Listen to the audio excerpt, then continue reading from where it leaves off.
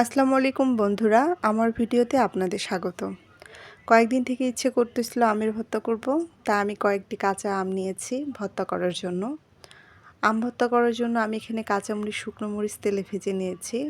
কয়েক পিস আম নিয়েছি, আমগুলোকে ভালোভাবে ধুয়ে খোসা ছাড়িয়ে নিয়েছি। আমগুলো ভর্তা করার জন্য প্রথমে আমগুলোকে কুচি কুচি করে কেটে নিচ্ছি।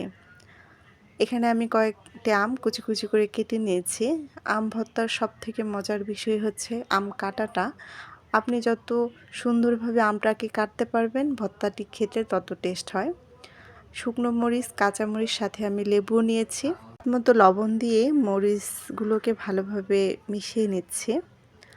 আমি এখানে দু ধরনের মরিচ ব্যবহার করেছি, কারণ দুটো মরিচে দু রকমের আলাদা আলাদা ফ্লেভার পাওয়া যায়। এবং পরিমাণ মতো চিনি দিয়ে ভর্তাটাকে মাখিয়ে নিচ্ছি। এ পর্যায়ে আমি এখানে লেবু দিয়ে দিব। সবশেষে আমি সরিষার তেল দিয়ে আমগুলোকে মাখিয়ে নেব। আমার বাসায় কাসুন্দি ছিল না, অনেকে ভর্তায় কাসুন্দি ব্যবহার করে, তাই কাসুন্দি না থাকার কারণে আমি এখানে সরিষার তেল ব্যবহার করেছি। সবগুলো উপকরণ একসাথে মাখিয়ে নিলেই তৈরি হয়ে গেল কাঁচা আমের ভর্তা।